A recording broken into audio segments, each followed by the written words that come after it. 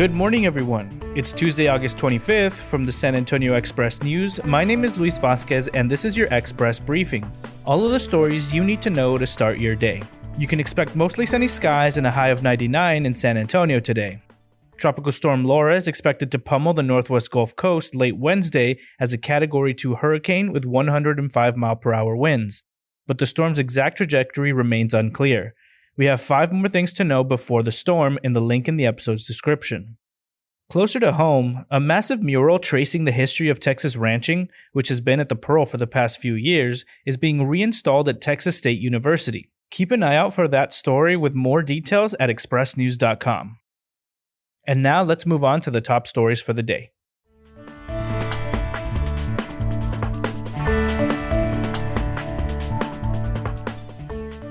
Carlos Martinez spent 48 years as president and CEO of the National Veterans Outreach Program, developing it from scratch and expanding its work beyond Vietnam vets to those who served in later wars and also needed help.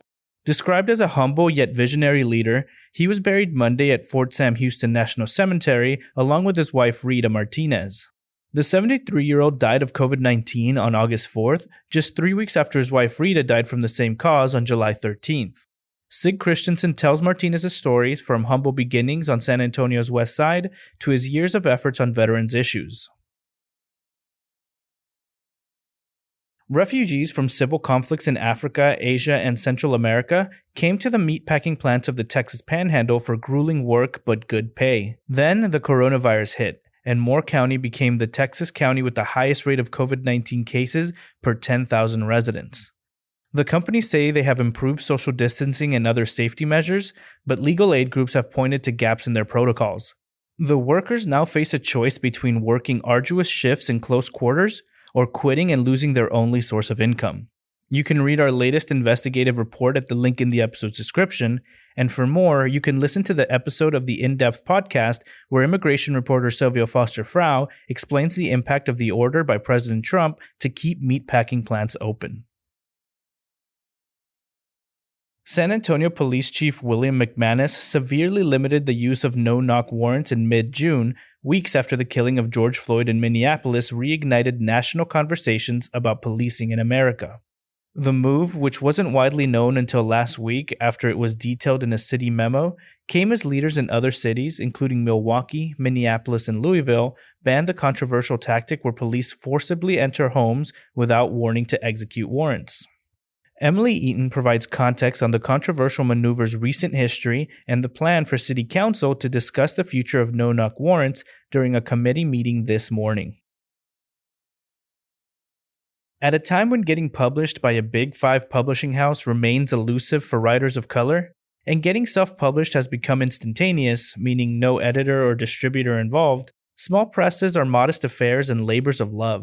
Most small presses never even make it past their inaugural year. 10 years ago, perhaps a little more, Juan Tejeda and Anissa Onofre made their dream a reality. This year, the husband and wife team running what they call a mom-and-pop publishing company will celebrate a decade in business by launching Aztlán Libre's 13th book.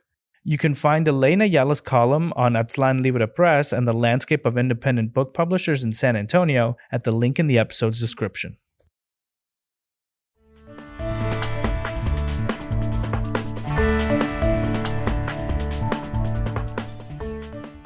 To keep our readers up to date on the path of COVID-19, the Express News has built a dashboard of interactive graphics showing the spread of the virus in the San Antonio area, in Texas as a whole, and across the United States. We've also created an interactive map of San Antonio for COVID-19 testing sites that don't require a doctor's referral. You can find a link to the dashboard and the interactive map in this episode's description. Next up are your need-to-know headlines. You can find all of these headlines and more inside your Express News subscription.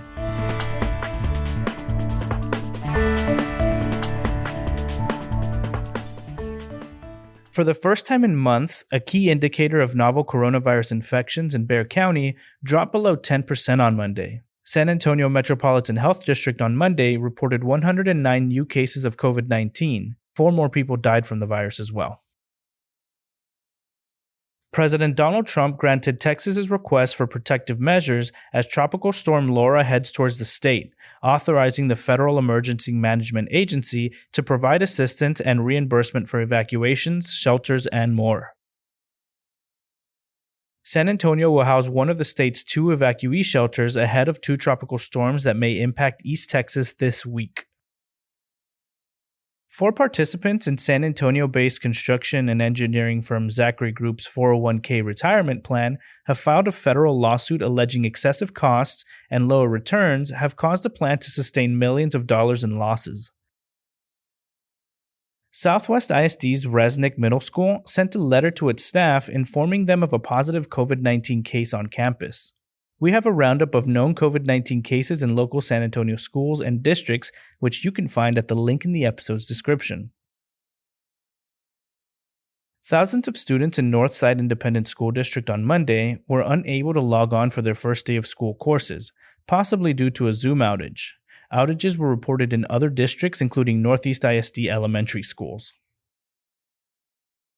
A former juvenile detention officer is accused of giving a 16-year-old girl money and jewelry in exchange for explicit videos after she was released from the Bexar County Juvenile Detention Center.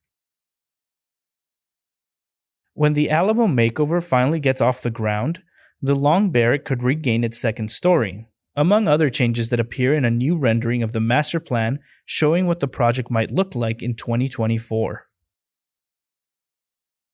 President Donald Trump used his first speech at the Republican National Convention on Monday to declare again that he is not going to lose Texas in November. He said Democrats cannot win Texas because of their positions on climate change that will cost the state oil and gas jobs, adding, Democrats are for no religion, no guns, no oil and gas. Sardar Bedgladi, chairman and CEO of Bedgladi Holdings Incorporated, best known as the parent company of the struggling restaurant chain Steak and Shake, is taking another shot at controlling a seat on Cracker Barrel Old Country Store Incorporated's board. The San Antonio Area Foundation has distributed $13.4 million in donated funds to local nonprofits that have been helping people affected by the coronavirus pandemic during the past 5 months.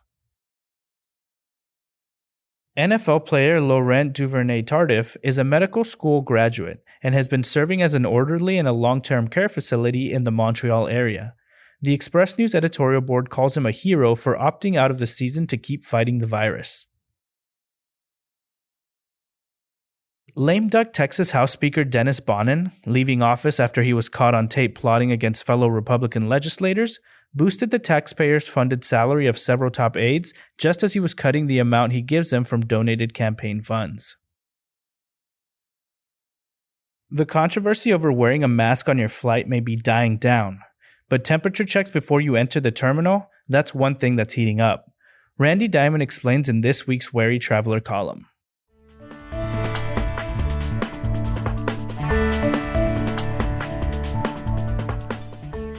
"57 years ago, an infant was left on the doorstep of a Japanese orphanage in a basket without so much as a note. That boy grew up to be Mark Holland, who followed in his adopted father's footsteps and joined the military.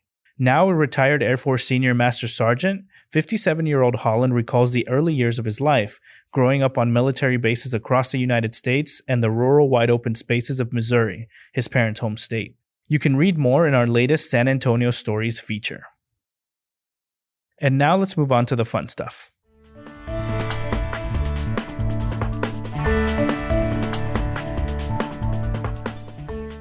You need thick skewers, some pineapple, pork, and confidence to pull off the trompo at home. This week, Chuck Blunt will walk you through how to make a DIY pork trompo al pastor at home on the grill or the oven. Taco Cabana is rolling out 6 new margarita flavors as part of its Margarita Palooza event. They finally announced which flavors are joining the menu. Check out the list at the link in the episode's description. Shiner, the longtime Texas craft brewer, will join the world of low-calorie hard seltzers with their own offering called Straight Shooter, which will launch in stores on August 31st. UTSA continued to solidify its 2020 football schedule on Monday, announcing a matchup against Army set for October 17th at the Alamo Dome. In the initial Associated Press poll, Texas A&M is ranked number 13th, one spot ahead of their rivals from Austin. Despite the coronavirus pandemic, live EDM music is returning to San Antonio for Halloween weekend. And that's all for today. This was your Express Briefing. My name is Luis Vasquez. Please consider becoming an Express News subscriber to get in-depth coverage on all of the stories you heard today. Also, be sure to rate and review this podcast inside your Apple Podcasts app, as it really helps the show. Have a wonderful day, everyone.